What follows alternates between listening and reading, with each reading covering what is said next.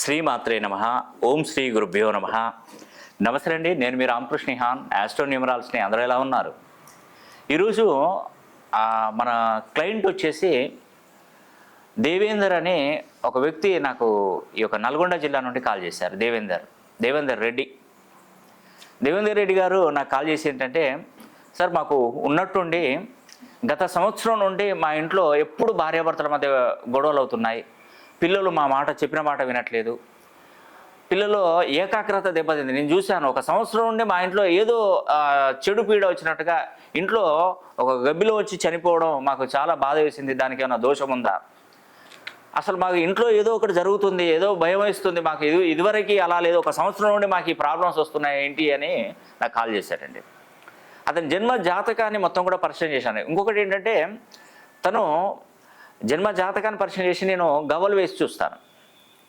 ఆ గవ్వలు చూసినప్పుడు ఏంటంటే, వీరి మీద ఏదో ఒక శక్తి ప్రయోగించినట్టుగా మనకు ఆ జాతకం అంటే నేను గవ్వలు వేసినప్పుడు చూపెట్టింది. ఆ గవ్వలు వేసి చూపెట్టినప్పుడు నేను ఒకటే చెప్పాను, తరచుగా ఏం చేస్తారంటే, మనం బయటికి వెళ్తుంటాం, 4 బాటల కూడల దగ్గర తెలియక పిల్లలు కాలు వేసి తొక్కివేయడం, మళ్ళీ ఇంట్లోకి రావడం జరుగుతుంది. మన పూర్వకాలంలో సాంప్రదాయం ఎలా ఉండేదంటే, ఇంటి ముందట ఒక నొయ్యి ఉండేది. చక్కగా ఎవరైనా బంధువులు కానీ చుట్టాలు కానీ వాళ్ళు ఎవరైనా వస్తే, ఫ్రెండ్స్ కానీ వస్తే కాళ్ళు కడుక్కొని ఇంట్లోకి రావాలని చెప్పారు. ఈరోజు మోడర్న్ అయిపోయింది. ఎందుకంటే అపార్ట్మెంట్స్, అసలు మనకు బావి అనేదే మనం సాంప్రదాయం అనేది కూడా మర్చిపోయాం. ఇంటి ముందు బావి అనేది కూడా లేకుండా పోయింది. మనకు ఇంట్లో కడుక్కోకుండా లోపలికి వెళ్ళి బాత్రూంలో అటాచ్ బాత్రూంలో మనం మెయింటైన్ చేస్తున్నాం కాబట్టి అక్కడికి వెళ్ళి కడుక్కుంటాం. కాబట్టి ఏంటంటే ఆ దోషం అనేది కూడా, ఆ ప్రభావం అనేది కూడా ఇంట్లోకి రావడం వల్ల ఏంటంటే మానసిక ఆందోళన. ఒక్కసారి ఆ దృష్టి కనుక అంటే అతని ఆ 4 బాటల దగ్గర మంత్రించినటువంటి ఆ శక్తి అనేది కూడా మన ఇంట్లోకి రావడం, తిష్ట వేసుకొని కూర్చోవడం, ఇంకా బయటికి వెళ్ళదండి. ఆ సమస్య ఉంటుంది ఖచ్చితంగా.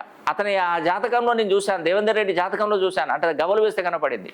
ఇమీడియట్గా నేను చెప్పింది ఒకటేనండి, నేను ఒక హోమాన్ని జరిపిస్తాను. నేను తప్పకుండా నేను ఒక టైము అనేది కూడా నీకు ప్రత్యేకంగా మెన్షన్ చేస్తాను. ఆ హోమాన్ని, చెడు దృష్టి వినాశనం చేయడానికి ఒక హోమాన్ని కూడా నేను జరిపిస్తాను. మీరు ఉదయం తెల్లవారుజామున బ్రహ్మముహూర్తంలో నిద్రలేవాలి. అందరూ కూడా తలస్నానాలు చేసి రెడీగా ఉండమని చెప్పాను. ఆ టైం ఇదే టైం అండి. చక్కగా ఇప్పుడు నేను చేస్తున్నాను. అక్కడ వాళ్ళు ఆ యొక్క పరమేశ్వరుని పటం ముందు, పార్వతీ పరమేశ్వరుని పటం ముందు 2 దీపాలు ఆవు నెయ్యితో వెలిగించి ధ్యానంలో ఉండాలి. అదేవిధంగా అఖండ దీపాన్ని ఈరోజు నేను హోమం చేసినప్పటి నుండి సుమారుగా ఒక వారం రోజులు కనీసం 72 గంటల పాటు అఖండ దీపాన్ని వెలిగించినట్టయితే నేను ఇక్కడ హోమం జరిపిస్తాను, మీరు అక్కడ అఖండ దీపాన్ని వెలిగించండి అని నేను చెప్పాను. ఇప్పుడు లైవ్లోనే అతనికి నేను చెప్పడం జరిగింది. అప్పుడు అక్కడ అఖండ దీపం వెలిగించాడు. నేను ఇక్కడ హోమం చేస్తున్నాను. ఆ ఇంట్లో ఉన్నటువంటి దుష్టశక్తి అంతా కూడా బయటికి వెళ్ళిపోతున్నది. ఇది 100% నిజం. అతనికి ఎలాంటి చెడు అనేది కూడా ఇక ముందు రాదండి. కాబట్టి ఈ హోమాన్ని నేను జరిపిస్తున్నాను. వాళ్ళ కుటుంబం ఆయురారోగ్యాలు, భోగభాగ్యాలు, సిరి సంపదతో ఎప్పుడు కూడా తులతూగాలని కూడా మనస వాచ కర్మేణ కోరుకుంటూ నేను ఈ యొక్క హోమాన్ని తలపెడుతున్నాను. సర్వే జన సుఖినో భవంతు. ఓం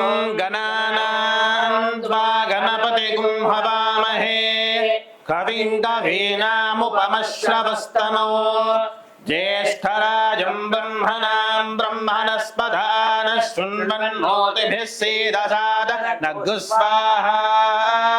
శ్రీమహాగణాధిపతయ ఇదం నమః.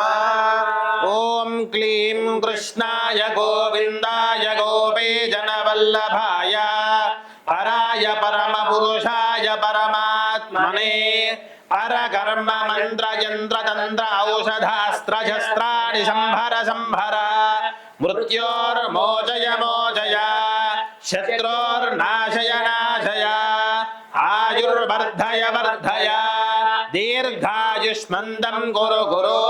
ఓం నమో భగవతే మహాసుదర్శనాయ దీప్త్రే జ్వాలాపరీదాయ సర్వదిక్షోభనకరాయ పరం బ్రహ్మణే పరం జ్యోతిషే.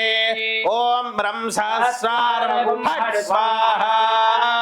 సుదర్శనాయ ఇదం నమః. సుదర్శనాయ విద్మహే మహాజ్వాలాయ ధీమహి తన్నః శక్ర ప్రచోదయాత్ స్వాహా. సుదర్శనాయ ఇదం నమః.